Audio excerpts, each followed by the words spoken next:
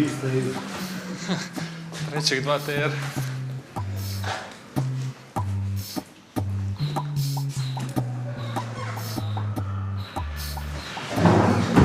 Dobar dan. Set.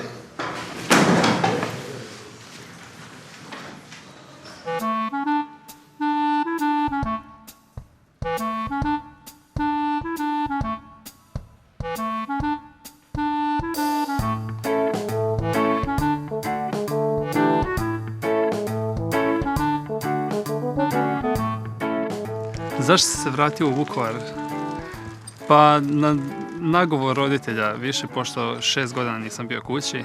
Prvo sam bio 2 godine u Indiji, pa 4 godine u Americi. I onda su oni zaželeli mene, ne toliko koliko ja njih.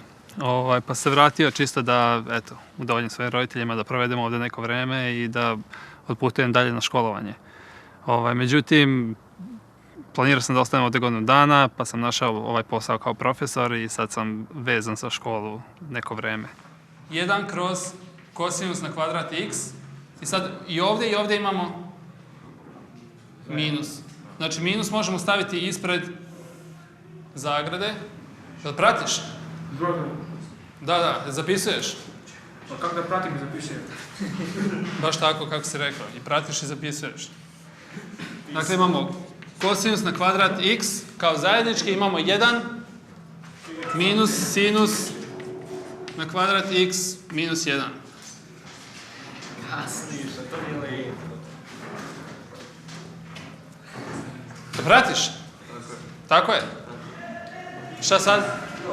1 i... Minus 1 to je 0, ostaje sinus to je 100 Znači ostaje minus 3 sinus na kvadrat x kroz kosinus na kvadrat x, a to je minus 3 tangens na kvadrat x. I to je ono što se treba dokazati. Volim da znaju koja sam stekao tokom svih ovih godina, da prenesem na učenike i kada učenici shvate ono što im prenesem, onda je to veliki plus za mene. Volim da budem koristan društvu. Često puta se desi da dođe mrzovolja na nastavu i da se raspoložim tokom nastave jer uvijek bude nekih anegdota, incidenata, smijanja i tako dalje. Kad dođem i kad uđem u učionicu, onda je skroz nova priča, onda je sasvim prirodno da predajem i da se družim sa ljudima i volim što sam okružen mladim ljudima. Kad smo ga vidjeli kad se zaposlio, mislili smo prvo da je učenik, ali puno stariji, dok nismo saznali da je profesor i dok nam nije počeo predavati. Moj sad pod matematikom tako što profesor uđe u razred, pita nas kako smo, da li smo učili, naravno ne. Malo bude šale, onda počinjemo s ozbiljnim radom i vježbamo matematiku. Koliko god puta kažemo da ne znamo, on nam toliko puta objasni dok ne shvatimo. I uglavnom ok, profesor. U kolektivu nemam nikakvih problema, barem smatram da nemam, to jest niko nije iznao neke probleme direktno meni. Slažem se dobro, uglavnom sa svima u kolektivu, komuniciramo redovno. Uvijek imaju male, ali to su pozitivne provokacije koje su prirodne i koje treba da se dešavaju svakodnevno od strane starijih profesora. U slobodno vrijeme, uglavnom šetam. Izađem sa prijateljima i onda prošetamo tako po gradu, odemo do Dunava, družimo se, izlazimo u kafiće. Sem toga, to je ovako baš slobodno vrijeme kada se relaksiram i tako, idem na doškolovavanje u Osijeku. Moram da položim pedagošku grupu predmeta da bi mogao izaći na stručni ispit iz matematike i onda dobiti titulu profesora.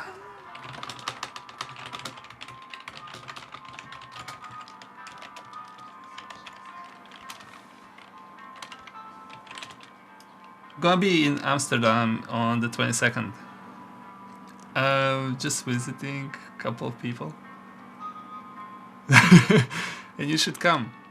Moje iskustvo kroz ta različita putovanja i druženja sa internacionalnim ljudima, to jest ljudima iz čitavog sveta, mi je otvorilo poglede na svet. I video sam šta vidio sam samo delić koji svet može da pruži nama i taj sad delić želim da prenesem na naše učenike. U Vukovaru, a i nekim drugim delovima Hrvatske, škola je segregirana, ali sad je to bolje nego što je bilo prije. Prije reintegracije, znači za vreme Krajine, škole su bile potpuno podeljene, znači na srpske škole i hrvatske škole, onda za vreme reintegracije su se škole spojile u istu zgradu, tako rečeno, i sad ta segregacija se svela na parne i neparne razrede, dakle prvi i treći razred idu u jednu smenu, drugi i četvrti idu u suprotnu smenu, s tim da još uvek su svi razredi su podeljeni, sem na određenim sportskim aktivnostima gdje se onda spajaju u jedan razred. Ja mislim da se svi razredi trebaju integrirati, bez obzira na pripadnost, i da se nastava treba odvijati na hrvatskom jeziku i pismu, pošto živimo u državi Hrvatskoj. Treba postojati izborni predmet, kao što postoji vjeronauka ili etika, kao što postoji njemački ili engleski, treba postojati izborni jezik srpski, istorija srpskog naroda i tako dalje, gdje se učenici onda mogu opredeliti za te predmete.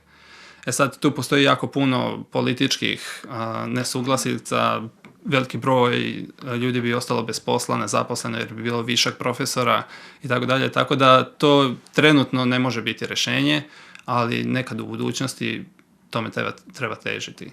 Mi smo zapravo imali i malu anketu među učenicima na jako maloj skali, gdje su učenici sami zapravo to i predložili. Znači, oni su izašli sa tim predlogom da se nastava tako treba odvijati.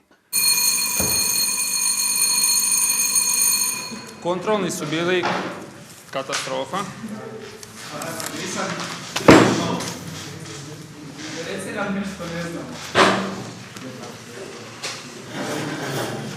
Mogu bi čitav dan pričati o tome, šta ne znate.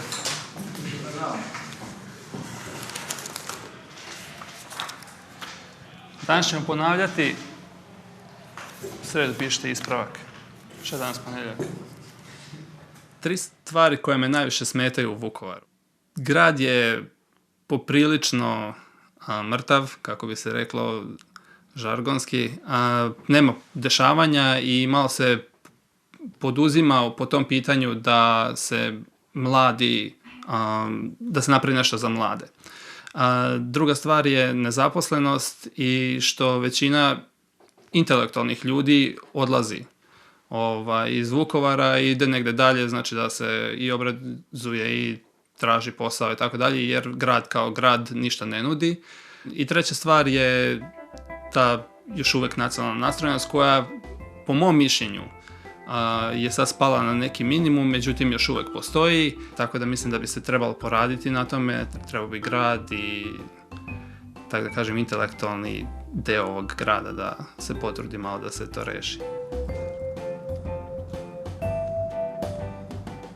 Za 10-20 godina, ako se nastavi ovim tempom, ništa se puno neće promijeniti u Vukovaru. Međutim, ako mladi koji ostaju ovdje ili koji žele nešto da naprave s Vukovarom, uzme neku inicijativu, povodom toga onda se puno toga može napraviti u kratkom periodu. Ovaj grad dosta negativno i inertno deluje na mladež i ako oni imaju nešto što žele da učine, ali nemaju hrabrosti da to učine, treba da se oslobode i da iskoriste svoje potencijale i da pokušaju da se odvaže na to nešto što žele da naprave. Ostati ovdje mogu uvek, vratiti se ovdje mogu uvek, ali otići negdje priliku imaju, samo treba da posegnu za tom prilikom.